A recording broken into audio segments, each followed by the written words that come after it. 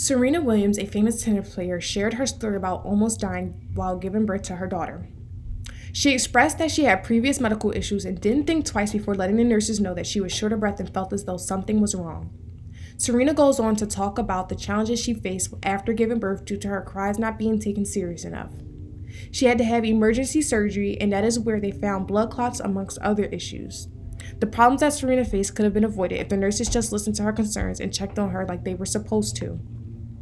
Black women dying from treatable complications during childbirth are just some of the fatal realities in the American healthcare system.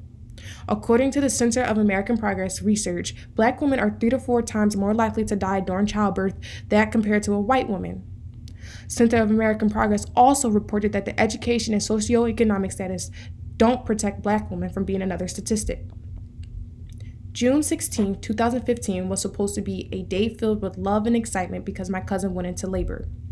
She had a very smooth and beautiful pregnancy. The baby was meeting every milestone and everyone couldn't be more exciting. As the hours went on, while she was in labor, she began to go in and out of consciousness, which the nurses said was normal because this was her first baby and the pain may have been intense due to the fact that she wanted a natural labor. As the hours went on and our family members expressed our concerns, she ended up having to have an emergency C-section due to her and the baby's blood pressure dropping dangerously low. Although they both made it out healthy, she had a very hard time coping with what had happened to her. If her cries were heard, she wouldn't have had to have an emergency surgery. In 2017, she ended up having her second child.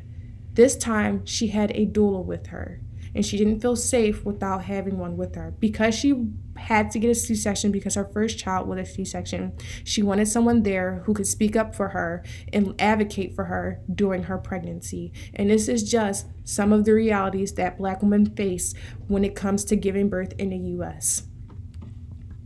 Let's talk about some of the pregnancy complications that women face.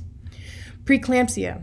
It is high blood pressure and it affects about 2 to 8% of pregnancies. It is also the cause of 15% of preterm labor. Hemorrhaging, excessive bleeding, and it affects about 1 out of every 5 pregnancies. Sepsis. Body starts to attack itself and it affects about 1 in every 11,000 pregnancies. All conditions are treatable and mothers can go and live a healthy life if given the proper care, and it is caught on time. Now I want to talk about the statistics of maternal death. According to NBCNews.com, of the 658 women who died of maternal causes in 2018, Black women fared the worst, dying 2.5 times more often than a white woman, 37.1 versus 14.7 deaths per 100,000 live births. Another piece of information that was pulled from NBC News is that Black women have historically had the highest maternal mortality rates. Figures from the CDC's pregnancy mortality surveillance system indicate that from 2007 to 2016, Black mothers died at a rate of 3.2 times that of white mothers. Let's get into racism in healthcare. Black women who graduate from college still have a higher risk of preterm birth than of a white woman who dropped out of high school.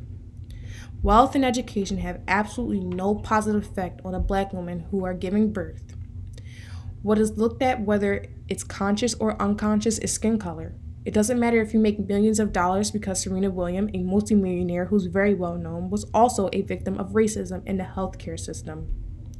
Gianna Melillo, an associate editor for the American Journal of Managed Care, wrote in her article about the disparities Black women face in the healthcare system, that discrimination resulting in income inequality and residential segregation due to long-standing systemic racism account for these disparities.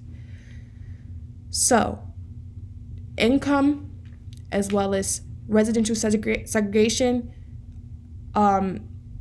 really play a big role in Black women dying in the healthcare system. Because these deaths are happening to mainly Black women, there isn't enough research being done. According to the Healthline.com, the government hasn't released an official rate since 2007. Any statistics had been recorded by whoever wanted to publish them. We don't get the recognition and care that we need in order to feel safe in this society due to our skin color. Black women are dying from treatable conditions during labor due to the conscious or unconscious racism is very much a reality in our society and has been for the longest. Pregnancy complications, statistics, and racism are just some of the conversations we need to have in order for these mortalities to stop. We need to say enough is enough, and it's time for us to make sure we are heard. Doctors and nurses need proper training and screening to ensure that these mortalities Black women face stop.